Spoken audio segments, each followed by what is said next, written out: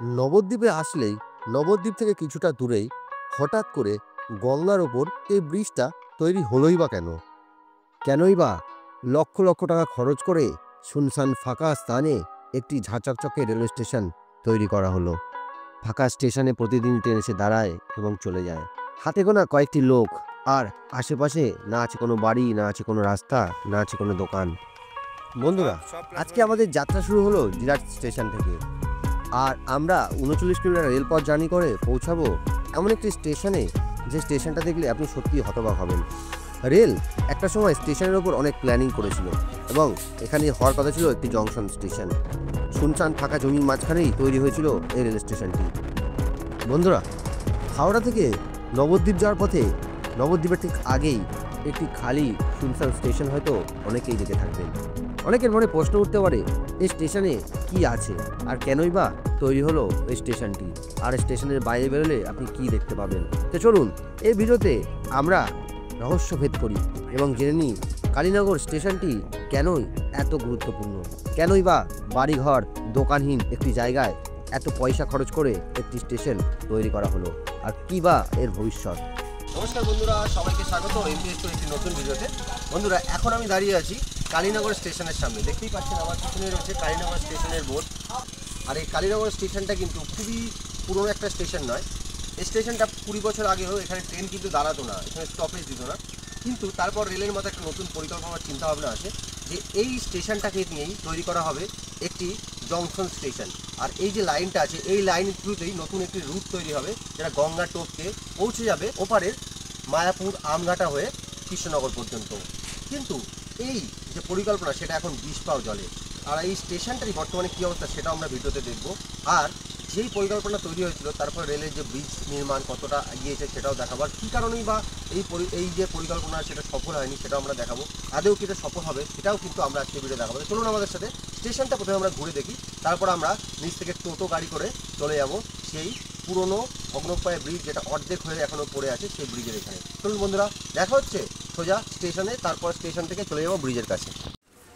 দুপুর 12টা নাগাদ আমরা যখন এই কালীনগর স্টেশনে এসে নামলাম, স্টেশন চত্বর তখন একদম ফাঁকা শুনশান। ট্রেন থেকে গোটা 20 লোক স্টেশনে নামলো এবং তারা এক অজানা গন্তব্যের উদ্দেশ্যে হাঁটা শুরু করলো। বেশ কিছু বছর আগে এই কালীনগর স্টেশনে সমস্ত ট্রেনের স্টপেজ কিন্তু ছিল না, কিন্তু বর্তমানে কাটোয়াগামী প্রত্যেকটি ট্রেনই এই কালীনগর স্টেশনে দাঁড়ায়।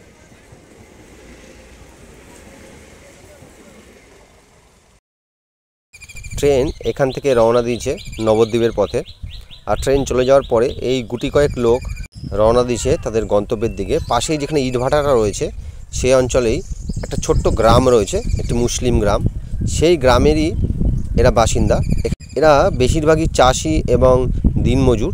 আর এই কালীনগর অঞ্চলে প্রচুর ভুট্টার চাষ হয়। তো আমরা স্টেশন দেখে যখন সেই রেল ব্রিজটা দেখতে যাব, আপনারা দেখতে পাবেন রাস্তায় দুপাশে প্রচুর ভুট্টার চাষ হয়েছে। এখানেই 2 নম্বর প্ল্যাটফর্ম শেষ, আর প্ল্যাটফর্মের পর থেকেই শুরু হয়েছে জঙ্গল আর জমি। আমরা এই রেল লাইনটা ক্রস করে ওপারে যাব। বহু দূরে দেখতে পাচ্ছেন একটি ইট ভাটা রয়েছে, আর চারিদিকে শুনশান ফাঁকা জমি আর জমি।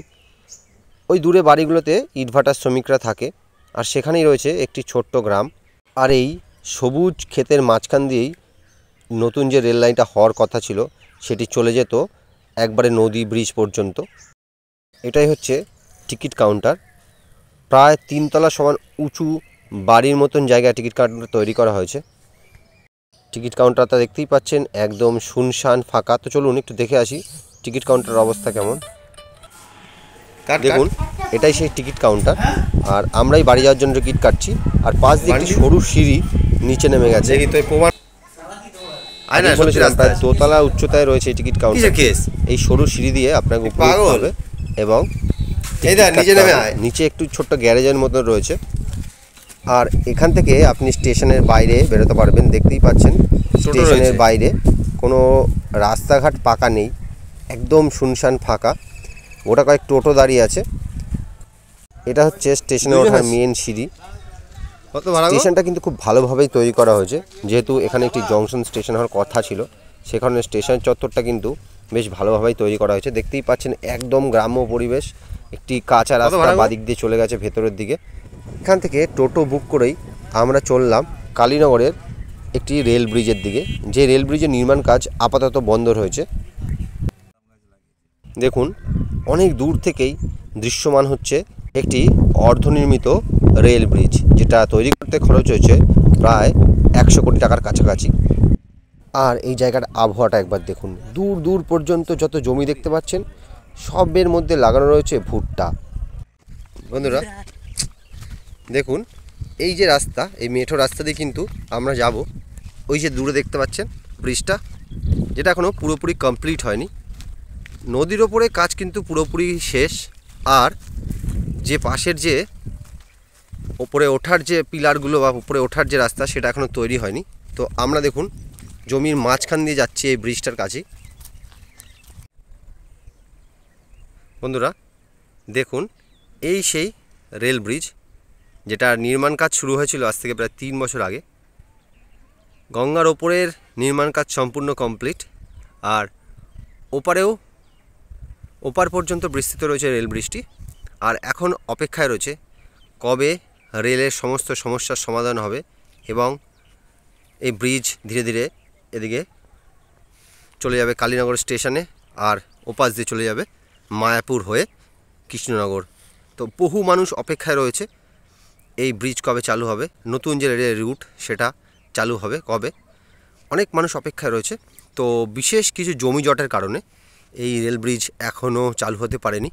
এখানের লোকজনের সাথে কথা বলে জানলাম যে এই যে ওপারের যে মানুষজন আছে তাদের সাথে জমির দাম নিয়ে রেলের সাথে কিছু এখনও সমস্যা রয়েছে, যে কারণেই কিন্তু এই রেলপথ এখনও চালু হতে পারেনি। দেখতেই পাচ্ছেন নদীর ওপরেই রয়েছে এই রেল ব্রিজ। আর এই রেল ব্রিজের পাশে একটা জিনিস আপনাদের দেখাচ্ছি, দেখুন আমাদের ওয়েস্ট বেঙ্গলে কিন্তু আমরা ভুট্টা গাছ খুব কমই দেখেছি। আর এই দেখুন এখানেই রয়েছে ভুট্টা গাছ, আর দেখুন ভুট্টা হয়ে রয়েছে।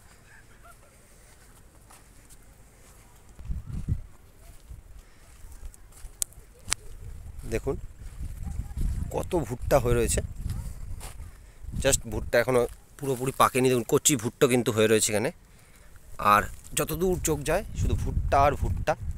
আমাদের ওয়েস্ট বেঙ্গলে যে এত ভুট্টা চাষ হয় সেটা কিন্তু আমার জানা ছিল না। দেখতেই পাচ্ছেন ভুট্টার নতুন ফুল এসছে, কত সুন্দর লাগছে জায়গাটা, কি অসম্ভব সুন্দর। দেখুন যত দূর চোখ যায় শুধু ভুট্টা ক্ষেত আর পুরো ফাঁকা জমি। আর এই সুন্দর ফাঁকা জমির আর গঙ্গার মাঝখান দিয়ে কিন্তু তৈরি হয়েছে নতুন এই রেল ব্রিজ, যে রেল ব্রিজ এখন অপেক্ষায় রয়েছে কবে জমি জট মিটবে এবং মানুষজন এই রেল ব্রিজের ওপর দিয়ে ট্রেনে করে ওপারে মায়াপুরে পৌঁছাবে। তো বন্ধুরা কি সুন্দর প্রাকৃতিক দৃশ্য, এটা আপনি দেখুন আর সঙ্গে অনুভব করুন যে যখন এখান থেকে রেল চালু হবে তো এই সুন্দর প্রাকৃতিক দৃশ্য দেখতে দেখতেই কিন্তু মানুষজন ওপারে মায়াপুরে যেতে পারবে। বন্ধুরা আমার পিছনেই রয়েছে কালীনগর আর মায়াপুরের মধ্যবর্তী যে রেল ব্রিজটা অর্ধনির্মিত অবস্থায় পড়ে রয়েছে, সেই রেল ব্রিজটা পাশ দিয়ে প্রবাহিত হয়েছে গঙ্গা নদী। আর এত সুন্দর প্রাকৃতিক পরিবেশের মাঝখানেই কিন্তু এই রেল ব্রিজটা অর্ধনির্মিত অবস্থায় পড়ে রয়েছে। তো আমি আজকের ভিডিও আপনাদের দেখালাম যে এই অর্ধনির্মিত রেল ব্রিজটা তৈরি হলে মানুষের কত উপকার হবে আর কত সহজেই কাটোয়াগামী ট্রেন অতি সহজেই কিন্তু চলে যাবে কৃষ্ণনগরে। তো আপনাকে ঘুর পথে কৃষ্ণনগর যেতে হবে না। তো বন্ধুরা এই রেল ব্রিজটা কতটা প্রয়োজন সেটা অবশ্যই কমেন্ট করে জানাবেন, আর ভিডিওটা কেমন লাগলো সেটাও কিন্তু অবশ্যই কমেন্ট করে জানাবেন। দেখা হচ্ছে পরবর্তী ভিডিওতে। সবাই ভালো থাকবেন, সুস্থ থাকবেন।